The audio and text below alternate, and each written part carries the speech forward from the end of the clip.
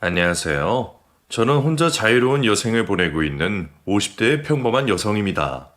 제가 작년쯤 우연히 이 채널을 알게 되면서 그 후로 지금까지 열심히 사연을 듣고 있습니다. 사연을 듣고 있다 보면 세상에 어쩜 이런 일들이 있을까 싶은 생각들이 드는데 정작 그런 저도 만만치 않은 사연 하나가 있었네요. 잠시 잊고 있던 그 사연이 요즘 들어 자꾸 떠오르는 건 왜인지 모르겠습니다. 그래서 고심 끝에 저도 제 사연을 보내보려고 결심을 했습니다. 당시에는 너무 기막혀서 주변 사람들에게도 말하지 못하고 꽁꽁 싸매놓았던 그 사연을 말이죠. 지금은 저도 자유를 누리며 홀로 인생을 즐기고 있지만 원래는 제게도 남편이 있었습니다. 무려 20년 가까이 동록동락하며 지내왔던 사람이었죠. 그 사람 처음 만났던 것도 벌써 까마득한 오래전 일이 되어버렸네요. 30년도 가까이 지난 그 시절, 남편과 저는 참 어려운 시기에 만난 인연이었습니다. 당시 저는 아버지를 일찍 보내고 친정엄마와 단 둘이 지내고 있었고, 아픈 엄마를 대신해서 생활비를 벌기 위해 공장을 다니고 있었습니다. 몇 년 전 돌아가신 아버지는 제가 어렸을 적부터 오래 와병 생활을 하셨던지라 저희 집은 오래도록 가난할 수밖에 없었어요.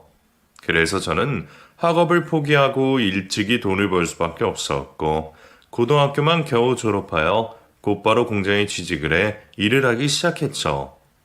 하루 종일 서서 일을 하는 공장 일을 하고 집에 가면 퇴근 후 저는 피곤에 지쳐서 쓰러져 잠들기 바빴습니다. 번 돈은 생활비로 쓰고 남는 것 없이 빠듯했고 저는 매달 그런 고생을 하면서 나아지는 것 없이 근근히 살아가는 쳇바퀴 같은 제 삶이 지겹기도 했어요. 다들 그렇게 먹고 사는 것일 거라 생각하면서도 왜 내 인생에는 꽃피는 봄이 없는 걸까 싶었습니다. 내 인생이 왜 이리 기구한지 제가 행복해지는 날이 오기나 할까 싶기도 했었죠. 그런 중에 제가 남편을 만나게 되었습니다. 당시 저와 같은 공장에서 만났었던 남편은 참 알 수가 없는 사람이었습니다. 제가 그 공장으로 옮기기 전부터 그곳에서 일을 하고 있었다는 남편은 주변에서는 말없고 무심하기로 유명한 사람이었습니다. 오죽하면 저도 공장을 다닌 지 1년 동안 그 사람 목소리도 모를 정도였었죠. 처음에는 몸이 불편한 사람인가 생각하기도 했었는데 관리자와는 곧잘 얘기를 하는 것을 보고 그건 아니라는 것을 알게 되었습니다. 물론 저도 공장 일이 얼마나 힘든지 하루 종일 서서 일하다 보면 말할 힘도 없다는 것을 잘 알고 있었지만 그 정도로 말 없는 사람은 처음 보는 것 같았어요. 그런데 참 사람 인연이라는 게 알 수 없는 건지 별 관심 없다 생각했던 그 사람과 제가 가까워지게 되었네요. 저도 제 인생이 팍팍하고 기구하다 싶었지만 그 사람은 저보다 가여운 사람이었습니다. 그 사람은 어릴 적 양친을 모두 잃고 혼자 고아처럼 힘들게 버티며 살아온 사람이었어요. 그 탓에 너무 외롭게 지내서 그런지 사람들과 소통하는 방법도 알지 못하는 사람이었죠. 그래도 제 오지랖을 괜히 무시하지 않는 것을 보면서 알고 보면 그 사람도 사람 정에 고달픈 게 아닐까 생각했습니다. 그리고 그런 제 생각이 맞았던 건지 조금씩 면을 두고 대화를 나누기 시작한 저희는 어느새 금방 가까워질 수 있었어요. 그렇게 알게 된 인철 씨는 참 정이 많은 사람이었습니다. 방법을 몰라서 표현을 하지 못했을 뿐이지 그만큼 속 깊고 따뜻한 사람이 없었어요. 오히려 너무 착하고 순박해서 사람들에게 쉽게 상처받겠구나 걱정스러울 정도였죠. 자기도 그걸 아는 것인지 그래서 더더욱 남들과 가까이 지내지 못하는 듯 보였습니다. 이미 부모를 잃고 고생을 많이 한 사람이었으니 누군가에게 마음을 주기가 쉽지 않은 결정이었을 거라 생각합니다. 그래도 다행인지 제게는 마음을 열었네요. 저는 그 사람이 저와 참 많이 닮았다고 생각했습니다. 일찍 부모를 잃고 고생만 하느라 늘 외로움을 느꼈던 것이 깊이 공감되었어요. 그렇게 연인이 된 저희는 남들에게는 말하지 못하는 진심을 나누며 점점 더 깊어져 갔고 저는 그 사람과 결혼까지 생각하게 되었습니다. 하지만 인철 씨는 쉽게 결혼을 결정하지 못했어요. 그리고 저는 그 사람이 무슨 생각 때문에 그러는지 너무 잘 알고 있었습니다. 늘 제게 해주는 게 없다며 잘하고만 싶어 하던 인철 씨는 없는 살림에 결혼을 해서 괜히 저를 고생시킬까봐 그걸 걱정하고 있었습니다. 가진 돈도 없고 집도 없는데 어떻게 결혼을 하겠냐 싶었던 건지 저한테는 말 한마디 못하면서 혼자서 맨날 통장만 들여다보고 있는 것을 저도 알았어요. 차라리 나한테 솔직하게 말하고 무책임하더라도 먼저 결혼하자 해줬으면 좋겠는데 그 사람은 무슨 책임감이 그리 중요한지 저한테 결혼하자는 말을 절대로 먼저 건네지 않았습니다. 남들 결혼 소식을 듣고 부러워하고 그 사람도 제가 좋은 것이 뻔히 보이는데도 마냥 참고만 있는 것이 저는 답답할 수밖에 없었어요. 그렇다고 인철 씨 생각처럼 제대로 돈을 모아서 결혼을 하려면 어느 세월에 결혼을 할 수 있을지 당시에 저는 그런 인철 씨를 마냥 기다릴 수가 없었습니다. 그래서 결국 제가 먼저 결혼 이야기를 꺼내고 말았죠. 인철 씨, 대체 뭘 그렇게 고민하는 거예요? 계속 고민만 한다고 우리가 결혼이 절로 되는 것도 아니고 그냥 하면 되죠. 결혼이 쉬운 것도 아니고 그냥 하는 게 어디 있어요. 최소한 제대로 된 집이라도 얻어야 결혼을 하죠. 답답한 소리 하네요. 우리 형편이 무슨 수로 당장 집을 구하겠어요? 우리 아직 한참 젊잖아요. 결혼해서 같이 모으면 훨씬 빨리 모을 수 있을 거예요. 그리고 원래 돈은 결혼하면 저절로 모이는 거라 했어요. 그러니까 너무 그런 걱정만 하지 말고 그냥 빨리 결혼해요. 당돌한 저의 고백에 인철 씨는 당황스러워했습니다. 그래도 싫지는 않은지 부정은 하지 못하더라고요. 그렇게 용기를 얻게 된 저는 그 후 계속 인철 씨를 설득하게 되었고 형편 때문에 고민하던 인철 씨의 마음을 끝내 돌릴 수 있었습니다. 결국 성질 급한 제 덕에 저희가 결혼에 성공할 수 있었던 거죠. 제가 결혼을 하고 싶어 하면서도 걱정되는 건 딱 하나였습니다. 바로 제가 결혼을 하면 혼자가 되실 저희 엄마였었죠. 그런데 저의 고민을 인철 씨도 알고 있었는지 저희가 결혼을 약속하고서 그 사람이 저희 엄마를 모시고 살자고 말했습니다. 몸도 좋지 않으신 엄마를 혼자 두기가 걱정되었던 차에 제 대신 그런 선택을 해준 남편이 고마울 수밖에 없었죠. 그렇게 저희는 어렵게 구한 좁은 신혼집에서 방 하나를 엄마에게 내어드리고 세 식구가 함께 살게 되었습니다. 가뜩이나 어려운 신혼살림에 저희 엄마를 당신 엄마처럼 챙겨주니 그게 얼마나 고마웠는지 모릅니다. 집은 좁고 여유 하나 없는 어려운 형편이었지만 저는 그렇게 착한 남편과 결혼한 것이 행복했습니다. 이제는 남편과 둘이 열심히 돈을 모아서 더 좋은 집에 이사도 가고 아이도 낳을 수 있도록 우리의 미래를 꿈꾸게 되었죠. 그러던 중 저희가 결혼하고 얼마 후 남편에게는 인생을 바꿀 만한 일이 생기게 되었습니다. 당시 남편은 작은 부품 하청 공장에서 일을 하고 있었는데 회사 사정이 안 좋아지면서 사장님이 그 공장을 접게 되었습니다. 당시 남편은 벌써 반년치 월급을 받지 못하고 있었고 회사가 문을 닫으면 그 돈을 받을 길도 영영 사라지는 상황이었죠. 그때 그 사장님께서 남편에게 제안을 하셨나 봐요. 사장님이 돈 나올 구멍은 없고 어차피 공장도 헐값에 처분해야 할 거라면서 차라리 나보고 해보면 어떻겠냐 그러시네. 솔직히 거절한다고 해도 내가 월급 받을 방법도 없고 뭐 기계는 그대로 있으니까 납품업체만 찾아보면 어떻게든 돈은 벌 수 있지 않을까? 그렇다고 돈 받자고 사장님을 고소할 수도 없잖아. 남편은 어차피 돈 나올 구멍이 없으면 그게 낫지 않겠냐며 공장을 인수하고 싶어 했습니다. 헐값에 받아온다 하더라도 저희 전 재산을 전부 털어넣어야 할 텐데 금방 결정할 수 있을 만한 일은 아니었어요. 얼핏 듣기에는 허무맹랑한 이야기였지만 저는 그런 남편의 선택을 존중해주고 싶었습니다. 누구보다 열심히 하는 남편이 그 일도 어떻게든 해낼 수 있을 거라 생각했기에 저희는 얼떨결에 공장을 인수받아 공장을 운영하게 되었습니다.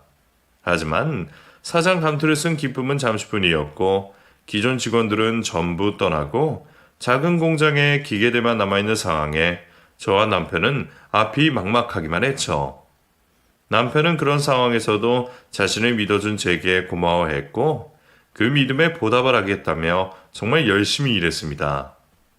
원래도 일은 참 열심히 하던 사람이었던지라 그건 더 걱정할 게 없었어요. 다만 어디라도 납품할 수 있고 계약을 따낼 수 있기를 바랄 뿐이었죠. 그리고 어느 날 그런 노력이 결국 결실을 맺게 되었습니다. 낮에는 거래업체를 찾기 위해 동분서주하고 밤이면 하루 종일 물건을 만들던 남편은 반년 만에 큰 계약을 따내며 비로소 자리를 잡아갈 수 있었어요. 그 후로는 저도 달려들어서 남편의 일을 돕게 되었고 얼마 뒤에는 직원들까지 생겼어요. 정이 많던 남편은 이전에 같이 일하던 직원들을 데려오고 싶어 했고 직원들도 저희 남편을 믿고 함께 해주기로 했습니다. 모두 한마음 한뜻으로 일한 덕분인지 회사 사정은 점점 더 좋아졌고 평생 돈복이라고는 없을 것 같았던 저희가 난생 처음으로 큰 돈을 만지게 되었네요. 여보, 그동안 고생 많았어. 겁도 없이 무턱대고 공장 돌려보겠다고 말했던 나를 믿어줘서 고마워. 나 당신 아니었으면 절대로 이렇게 못했을 거야. 우리가 이렇게 잘 된 건 전부 다 당신 덕분이지. 아무래도 내가 당신을 만나고서부터 잘 풀리는가 봐. 당신이 내 복덩이가 아닐까 싶어. 저는 남편이 그렇게 말해주고 제 공으로 돌리는 것만으로도 행복했습니다. 물론 돈이 많아지고 여유가 생기니 그건 그것대로 좋을 수밖에 없었죠. 덕분에 저희는 방 2개짜리 비좁은 새방에서 어엿한 아파트로 이사를 갈 수 있었고 넉넉한 여유를 누리며 또 다른 행복을 기다리게 되었습니다. 바로 임신 소식이었죠. 그때 제 나이가 벌써 30이 되었지만 저희에게는 아이가 생기지 않았습니다. 처음에는 바빠서 힘들어서 그럴 거라 생각하고 병원에 찾아가 볼 생각도 하지 못했어요. 병원 가는 것도 다 돈이다 싶었기에 그럴 여력이 없었었죠. 그런데 먹고 살만해지니 아이 생각이 간절해지더라고요. 이제는 여유도 있는 덕에 둘도 셋도 낳아서 잘 먹이고 모자람 없이 기를 수 있을 것 같은데 왜 이렇게 아이가 안 생기는 건지 걱정이었죠. 많이 바라는 것도 욕심이다 싶었던 저희는 더도 말고 덜도 말고 딸이던 아들이던 아무 상관없으니 제발 자식 하나라도 보길 바라고 기도했어요. 하지만 무심하게도 그렇게 바라던 아이는 저희에게 찾아오지 않았습니다. 병원을 찾아봤지만 원인도 모르고 결국 저희는 하염없이 아이를 기다리는 수밖에 없었습니다. 그 사이 제 나이는 30이 훌쩍 넘어갔고 저희는 점점 희망을 포기하게 되었어요. 딱 한 번 아이가 찾아왔던 적도 있었습니다. 처음 듣는 임신 소식에 남편과 저는 무척 들떠 있었죠. 하지만 그 아이마저 자연유산되고는 그 후로 다시는 기대할 일은 없었습니다. 그런 일이 있고부터 저희는 더 조심스러울 수밖에 없었어요. 괜히 아이 얘기를 꺼내는 것만으로도 상처가 되는 탓에 저희 부부는 그 이야기를 거의 금기처럼 여기며 서로 웬만하면 이야기를 꺼내지 않았습니다. 그리고 그 탓에 저희는 조금씩 멀어져 가는 듯 했습니다. 서로를 배려하기 위한 행동이었지만 그게 결국 거리를 만들고 부부 사이를 어색하게 만들었나 봅니다. 저는 또 저대로 미안한 마음이 있었어요. 저야 아직 엄마가 계시니 남편보다는 나은 사정이었는데 일찍부터 고아로 지내느라 늘 가족의 정을 고달파했던 남편에게는 그만큼 자식이 간절했을 겁니다. 저와 결혼할 때에도 아이는 많이 갖고 싶다 하던 남편이었으니 그런 상황에 얼마나 속이 상했을지 모르겠네요. 그렇다고 남편이 한 번이라도 제 탓을 하거나 섭섭해한 적은 없었지만 저는 나님의 유산까지 겪으면서 그게 전부 엄마인 제 탓이라 생각했어요. 그래서 자꾸 남편에게 미안했고 남편에게 차마 하지 못하는 말들이 늘어갔습니다. 그런데 하필이면 그 와중에 엄마까지 아프시게 되니 저는 더 마음이 힘들어질 수밖에 없었습니다. 그래도 그런 상황에 제 남편이 있어서 참 다행이었어요. 남편은 엄마 치료비와 병원비는 물론이고 바쁜 와중에도 저희 엄마 병원을 찾아가 말벗을 해드리고 간병을 하면서 저희 엄마를 자기 어머니처럼 챙겨주었었죠. 당신 바쁜데 이렇게 자주 올 필요 없어. 엄마는 내가 챙기면 되는데. 그래도 내가 사위이고 우리가 장모님 모시고 산 세월이 있는데 어떻게 그래? 잠 좀 못 자더라도 자식돌이는 해야지. 그러지 말고 당신이야말로 집에 가서 좀 쉬고 와. 제가 일을 하지 못하는 바람에 일손이 모자라 공장 일이 더 바쁜 것을 알고 있는데 남편은 제 걱정을 하며 저와 저희 엄마를 챙기곤 했었어요. 그게 얼마나 고마운지 평생 가도 그때의 기억은 잊혀지질 않을 것 같습니다. 그런 저희의 정성에도 엄마는 얼마 지나지 않아 돌아가시고 마셨지만 그때도 제 곁에 있어 주었던 것은 남편이었습니다. 처음부터 끝까지 제가 힘들 때마다 제 곁에 있어주는 남편을 보며 저는 고맙고 미안했습니다. 나는 남편에게 해준 것도 없는 것 같은데 매번 받기만 하는 것 같아서 미안한 마음이 클 수밖에 없었어요. 남편이 바라는 대로 아이라도 낳을 수 있다면 더없이 좋은 일이겠지만 이미 그 일은 포기했던 저로서는 저도 남편 곁에 평생 있으면서 남편이 힘들 때 꼭 힘이 되는 사람이 되어주고 싶었죠. 그렇게 엄마마저 돌아가시고 큰 집에는 이제 남편과 저만 남았네요. 나중에 아이가 생길 것을 염두에 두고 방이 많은 집을 얻었던 건데 이제는 친정엄마가 쓰시던 방까지 비워지게 되니 그 큰 집이 더없이 쓸쓸해 보였어요. 그래도 어쩌겠냐 싶은 생각에 저는 자식 없이도 남편과 서로 의지하며 잘 살아보자 싶었습니다. 이미 10년도 넘은 저희 부부 사이는 열정 없이 동지 같은 느낌뿐이었지만 그런 사랑도 있을 거라며 덤덤히 살아가려 했었네요. 그 후로도 시간이 흘렀고 저희는 어느새 20년 가까운 부부 생활을 지나가게 되었습니다. 벌써 제 나이도 40이 넘었고 자식이 없어서 그런지 유난히 더 쓸쓸한 마음에 남편과도 더 이상은 예전 같지 않았습니다. 하지만 그래도 저희에게는 지난 세월을 함께해온 믿음이 있었고 애정이 있었다고 생각했습니다.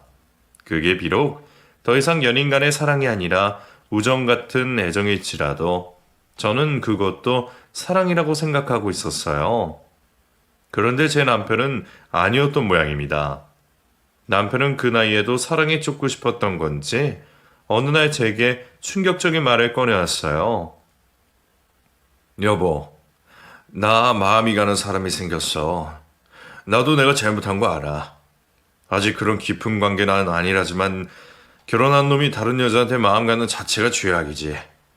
근데 나도 내 마음 정리를 못하겠어. 그래도 당신한테만은 솔직하게 말해야겠다 싶어서 말하는 거야. 당신이 욕하고 탓해도 어쩔 수 없지만 내 마음도 좀 이해해 줬으면 좋겠어. 미안하긴 한지 죄책감 가득한 얼굴로 제게 덤덤히 말하는 남편은 제게 더 이상 애정이 남지 않은 건지 다른 여자가 생겼다며 제게 이혼을 요구했습니다.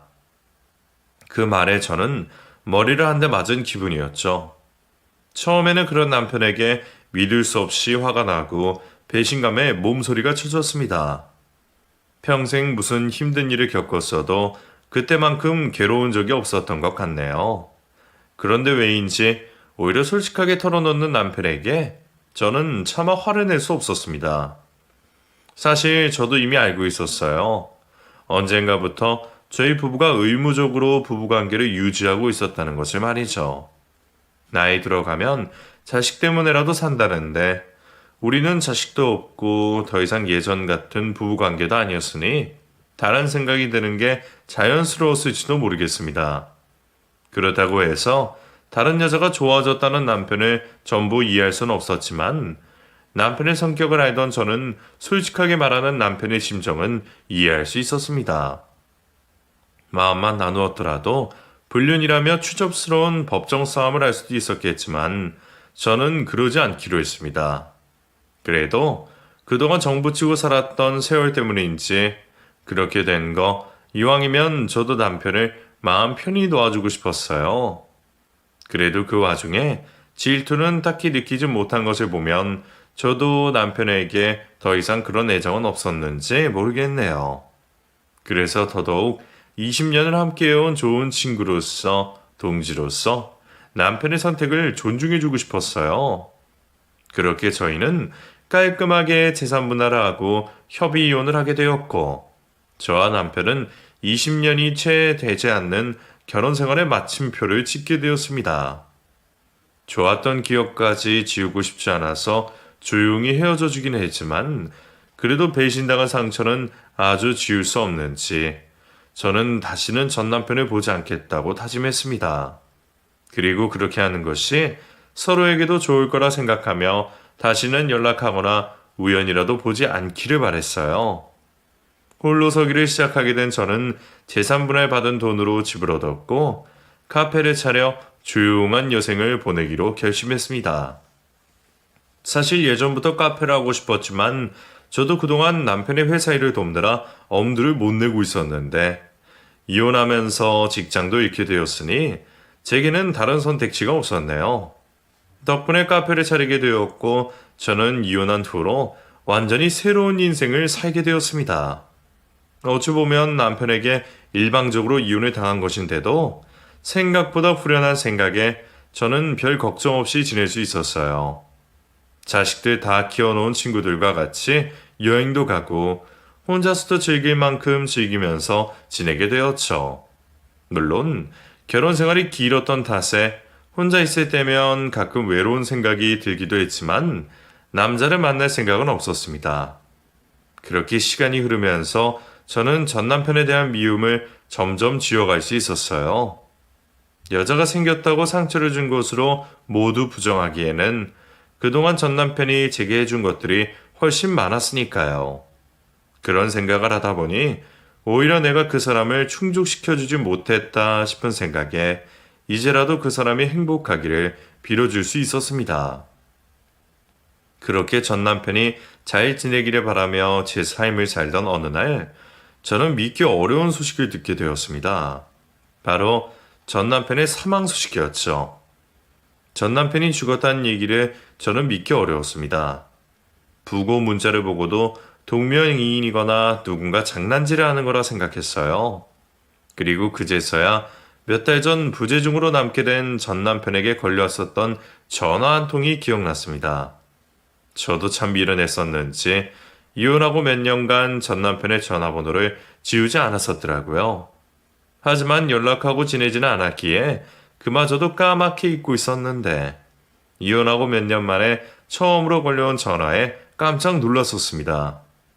화면 속 남편의 이름을 보고 받을까 말까 수십 번 고민만 하다가 결국 받지 않았었죠. 부재중으로 남겨지게 된 그 번호를 보며 다시 걸어볼까 하다가도 정말 중요한 일이면 그쪽에서 한 번 더 연락하겠지 싶은 생각에 결국 말았었던 기억이 떠올랐습니다. 그러고는 다시는 연락이 없는 것을 보면서 저는 그저 실수였겠거니 아니면 별로 중요한 일이 아니겠거니 생각했었네요. 하지만 제가 안일하게 생각했던 것인지 그 일이 있고 몇 달 뒤 전 남편의 사망 소식을 접하게 되었네요. 그 전화는 받지 못했어도 장례식은 가야겠다 생각했습니다. 우리가 그리 달갑지 않은 이유로 이혼을 하고 제가 전 남편에게 섭섭함이 남아있다고 하더라도 아무리 그래도 제 인생에 제일 가까웠던 사람의 마지막 가는 길을 그냥 모른 척 할 수는 없었습니다. 전 남편의 부인이 뭐라 생각할지는 모르겠지만 그런 상황이라면 그 여자도 제 방문을 이해해 줄 거라 생각했었죠.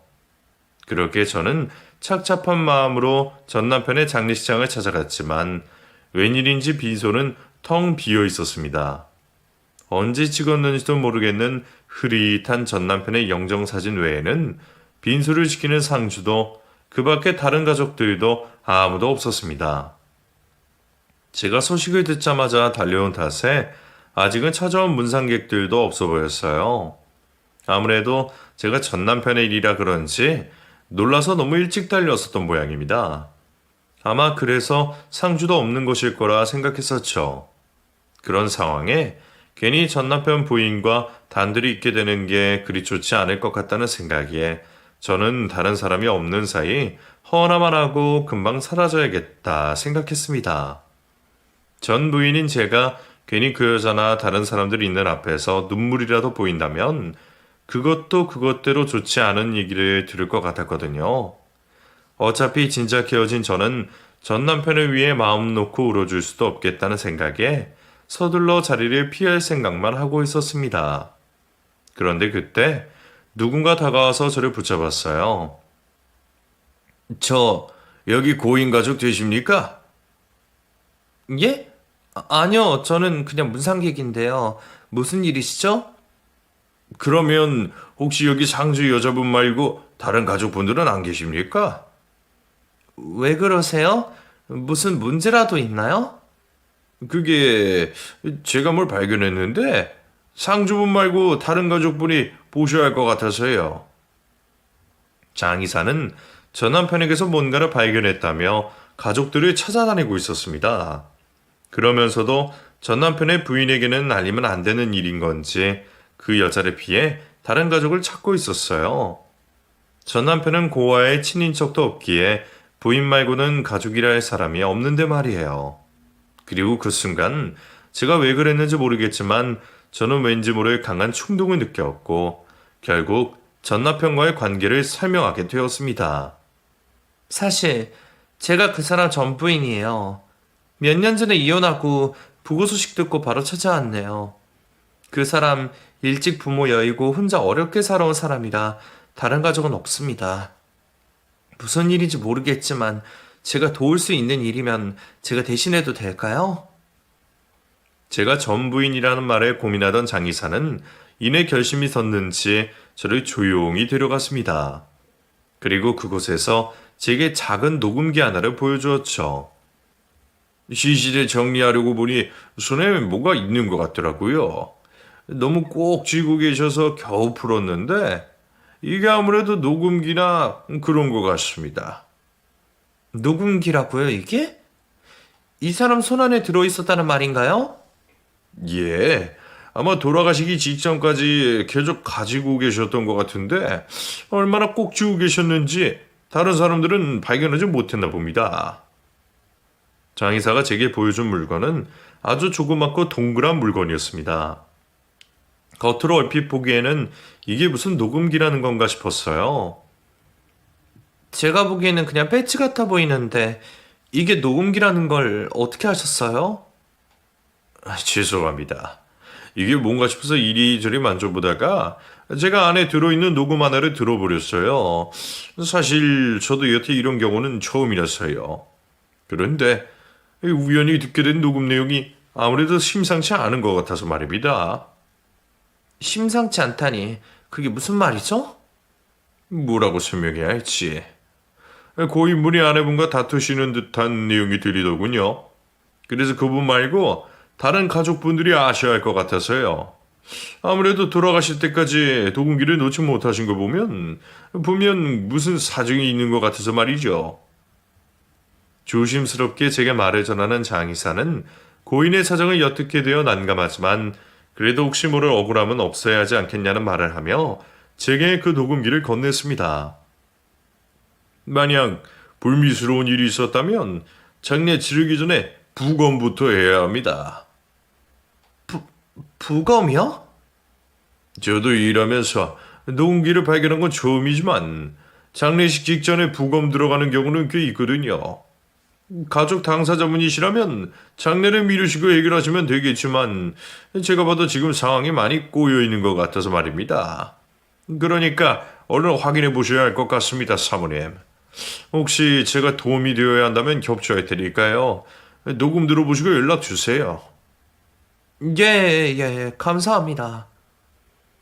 대체 그 안에 무슨 내용이 들어있기에 장의사가 부검이니 뭐니 그런 얘기까지 하시는지 당황스러웠던 저는 얼떨결에 그 녹음기를 받을 수밖에 없었습니다.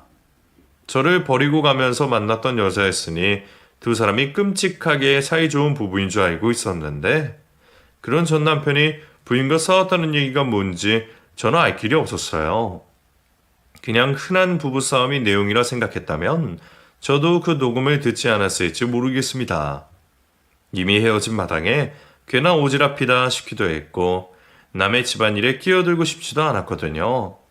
하지만 내용을 다 듣지도 않은 장의사가 부검까지 걱정한다는 것을 보니 저라도 그 일을 그냥 넘겨서는 안 되겠다는 생각이 들었습니다.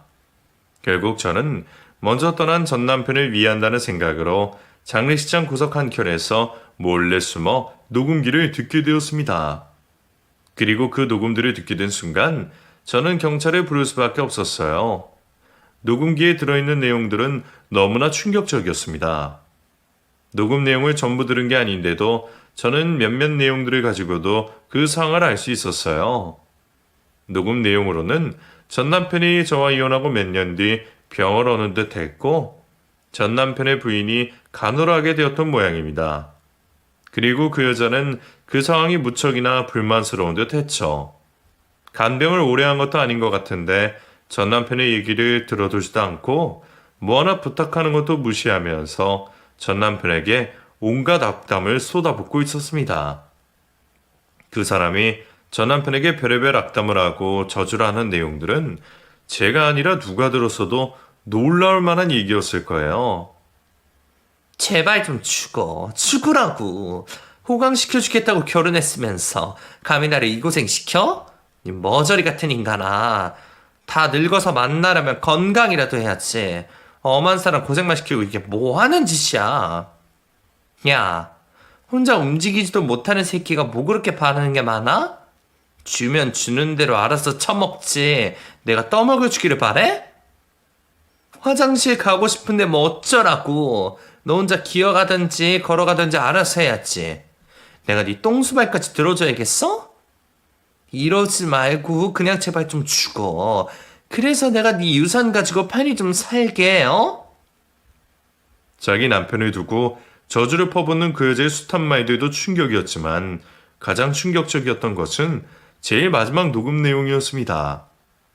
가장 최근 녹음에서는 제발 죽여달라며 작정을 한 것처럼 무언가를 실행에 옮기는 듯한 그 여자의 목소리가 녹음되어 있었고 얼마 뒤 전 남편이 숨을 거두는 상황이 담겨 있었습니다. 대체 무슨 일인지는 모르겠지만 정황으로 봤을 때는 그 여자가 무슨 수작을 부렸다고 밖에는 설명할 수밖에 없었어요. 저는 전 남편의 죽음에 무언가 문제가 있다는 생각에 그 내용들을 듣고 곧장 경찰에 신고할 수밖에 없었습니다. 전 남편의 장례식장에 찾아와서 갑자기 경찰 신고를 하게 된 그 상황이 저로서도 당황스러웠고 살인사건이 란 말을 이해받을 수 있을까 걱정스러웠지만 다행히 살인사건 같다는 제 말에 경찰분들은 주저할 것 없이 달려와 주셨습니다. 제가 정신없이 설명하는 자초지종을 들으신 형사분들은 제가 건넨 녹음을 듣고 심각한 상황임을 바로 인지하셨어요. 저희가 들어봐도 이상한 점이 많은 것 같네요. 아무래도 신고자분 말씀대로 보통 일은 아닌 것 같습니다. 그런데 이 녹음 가지고는 구속을 할 수 없고 부검이 꼭 필요하거든요. 근데 그러면 유가족 동의가 필요한 거 아닌가요? 그 여자가 허락할 리 없을 텐데요. 아닙니다. 이런 경우는 정황 증거가 있다 보니 저희가 지금 당장 영장 발부받고 바로 수사에 들어가면 부검도 강제할 수 있을 겁니다. 그래도 혹시 모르니 저희도 최대한 서두르도록 할게요.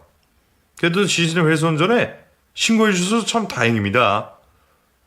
두 분이 오래전에 이혼하셨다고 하셨는데 그래도 이런 결정을 내려주신 게 참 대단하다 싶네요. 무서우셨을 텐데 신고 잘 해주셨어요. 사건 해결되고 나면 고인분도 분명 고마워하실 겁니다. 그럼 아무쪼록 저희가 고인의 억울함을 꼭 풀어드릴 테니 앞으로 일은 저희에게 맡기시고 너무 걱정하지 마세요. 예, 꼭 좀 부탁드릴게요. 그렇게 저는 형사님의 말씀을 믿고 형사님께 녹음기를 건네드렸고 몇 시간 뒤 전 남편의 부검이 결정되었습니다. 그리고 그제서야 나타난 전 남편의 부인은 그 상황을 믿지 못하겠다며 억울함을 호소하며 남편의 부검을 반대하고 있었습니다. 부검이라뇨? 그게 무슨 말이에요? 우리 남편은 앓다가 죽었는데 왜 가족 동의도 없이 부검을 하겠다 그럽니까? 이게 말이 되나요? 신고가 들어왔습니다. 고인이 병사가 아닐 수도 있다는 의사 소견도 나왔고요. 정확한 사인 규명을 위해 부검을 하시는 게 고인을 위해서도 옳은 선택 아닙니까? 옳은 선택? 그걸 왜 당신들이 정해? 신고자가 누군데? 대체 누가 신고를 했냐고? 나 부검 절대 허락 못해. 안 해. 자신의 남편의 죽음에 의혹이 있다는 말에도 그 여자는 부검을 할 수 없다며 억지를 부리고 있었습니다. 그 반응이야말로 그 여자를 의심하게 만드는 일이었죠. 하지만 이미 수사에 들어간 이상 그 여자의 억지는 별 소용이 없었고 결국 전 남편의 시신은 국가수로 바로 옮겨지게 되었습니다. 대충 급하게 차려진 듯 했던 전 남편의 빈소는 다시 정리되었고 몇 주 뒤에서야 전 남편의 부검 결과가 나오게 되었습니다. 그렇게 밝혀진 전 남편의 사망 원인은 믿을 수 없는 일이었어요. 전 남편의 사인은 공기색전증이었습니다. 그게 뭔지도 처음 들어봤던 저는 형사님에게 전 남편이 숨져가던 과정을 자세히 듣고서야 사인을 이해할 수 있었습니다. 이인철 씨와 재혼하셨던 안순영 씨가 이인철 씨 링거줄에 주사 바늘을 꽂았어요. 빈 주사기로 링거 속에 공기를 밀어 넣었고 그렇게 돼서 이인철 씨 혈관에 다량의 공기가 유입된 것이죠. 피가 들어가야 할 자리에 공기가 들어갔으니 결국 공기 때문에 혈류가 막혀서 돌아가신 겁니다. 원래 지병이 있으셨던 탓에 의사들도 바로 원인 파악을 못했던 듯하네요. 그래도 다행히 늦지 않게 부검을 했고 증거들이 있어서 다행이었습니다. 안순영 씨 핸드폰에 공기색전증 검색 기록도 찾아냈고요. 아마 신고자분 아니었더라면 이인철 씨 사망 원인은 끝내 밝혀지지 않았을 겁니다. 공기로도 사람을 죽일 수 있다는 얘기는 저도 처음이었기에 너무 놀랐습니다. 하지만 그것보다도 나한테서 내 남편을 뺏어간 그 여자가 기껏 뺏어간 남의 남편을 그렇게 허무하게 죽여버렸다는 것이 더더욱 믿을 수가 없었어요. 아무리 간병이 힘들다 그래도 어떻게 불쌍한 사람을 죽일 수가 있는 건지 저는 할 수만 있다면 그 여자를 직접 찾아가서 묻고 싶은 정도였죠. 그리고 얼마 뒤 열리게 된 그 여자의 재판에서 저는 그 여자가 전 남편을 죽인 이유를 제대로 알 수 있었습니다. 알고 보니 남편에게 유언장이 있었더라고요. 이혼할 때 저랑 반반으로 재산 분할을 했으니 그 사람이 가지고 있을 재산을 저도 어느 정도 예측할 수 있었습니다. 몇 년 새 얼마나 더 늘어났을지는 모르겠지만 아무리 못해도 몇십억은 넘는 돈이었을 겁니다. 적지 않은 돈이었기에 저는 전 남편이 죽으면서 그 돈을 자기 부인에게 남겼을 거라 생각했습니다. 하지만 그런 저의 예상은 완전히 빗나가고 말았네요. 알고 보니 전 남편이 죽기 전 유언장을 미리 적어두었습니다. 그리고 그 유언장에는 자신의 재산 전부를 기부하겠다는 내용이 적혀 있었죠. 수십억 재산을 전부 기부하겠다는 남편의 통큰 포부도 대단했지만 재혼한 부인에게는 거의 남긴 것이 없다는 것도 충격이었습니다. 나를 버리고 떠났으니 나보다 사랑하는 여자인 줄 알았더니 애정이 꼭 돈으로 취한다는 건 아닌 건가 싶었어요. 아니면 그 집에 제가 모르는 다른 사정이 있었을지도 모르겠네요. 혹시 내가 전 남편의 마지막 전화를 받았었더라면 그 궁금증도 풀렸을지. 저는 뒤늦게서야 전 남편의 마지막 연락을 받지 않았던 것이 몹시 후회되고 말았습니다. 왜 저는 항상 뒤늦은 후회만 하게 되는 것인지 그 사람이 떠나는 마지막까지 미안한 마음을 느낄 수밖에 없었어요. 안순영. 그 여자는 결국 살인으로 실형을 받게 되었고 교도소에 수감이 되었다고 들었습니다. 첫 재판 이후에 그 여자가 항소를 했다는 얘기를 들었었어요. 그래서 혹시나 증거가 불충분해서 풀려나는 건 아닐지 전전긍긍했는데 결국에는 자기가 저지른 일의 죄값을 받게 되었다는 것이 참 다행이었습니다. 그리고 그제서야 미뤄졌던 전 남편의 장례를 다시 치를 수가 있었죠. 가족 하나 없던 전 남편의 유일한 식구였던 그 여자까지 감옥에 들어갔으니 완전히 혼자 된 그 사람의 마지막 가는 길을 지켜줄 사람은 저뿐이었습니다. 이혼을 하고서도 전 남편의 마지막 가는 길을 저 혼자 지키게 된 걸 보니 아무리 생각해도 우리 인연이 예사 인연은 아니다 싶은 생각이 들었습니다. 이혼을 해서 남이 되었다고 해도 한때 사랑했던 그 사람이 혼자 무연고자로 떠나는 것은 차마 볼 수가 없었어요. 그렇다고 저를 배신했던 전 남편에 대한 미움이 아주 없어진 것은 아니었지만 그래도 제게는 그 정도의 연민은 남아 있었나 싶네요. 그렇게 저는 전 남편의 장례를 무사히 치러주었고 저희 사정을 알고 계시던 저를 도와주셨던 형사분들의 도움으로 제가 전 남편의 재산을 정리하게 되었습니다. 저는 전 남편이 유언을 남긴 대로 그 사람이 원하는 곳에 전 재산을 기부해 주었습니다. 제가 전 남편의 대리인이 되어 전 남편의 이름을 적게 되니 기분이 묘하기도 했어요. 결국 이렇게 될 것을 왜 나를 떠났을까? 다시금 원망스러운 마음이 들기도 했고 행복해지고 싶다면서 떠난 그 사람이 결국에는 행복을 찾지 못하고 너무 일찍 가버리게 된 것이 무척 가슴 아프기도 했습니다. 하지만 또 한편으로는 그 사람이 가는 마지막을 내가 잘 지킬 수 있었다는 것이 감사한 일이기도 했어요. 전 남편이 우리 친정엄마를 끔찍이 챙겼던 것, 고마움이 늘 마음에 걸렸었던 저는 그제서야 그 사람에게 남은 빚을 갚은 기분이 들었습니다. 그 후로도 저는 전 남편의 기일마다 그 사람이 있는 납골당을 찾곤 합니다. 아무도 찾아올 일 없는 그곳에 저라도 가끔씩 가봐줘야 그 사람이 쓸쓸하지 않을 것 같아서 말이에요. 덕분에 저도 전 남편의 기일마다 예전 우리의 추억을 떠올리곤 합니다. 어쩌면 가난하고 없이 살면서도 서로 의지하고 기댔었던 그 시절이 훨씬 더 행복했던 것은 아닌지, 인생이란 일이 짧고 허망한지 자주 생각하게 되네요. 그래서 저도 아쉬움 없이 남은 생을 살아가려 노력하고 있고, 먼저 떠난 그 사람이 부러워할 정도로 재미있게 살다 가려 하네요. 그럼 여러분들도 부디 아쉬움 없는 인생을 사시기를 바라며 이야기를 마치겠습니다. 감사합니다.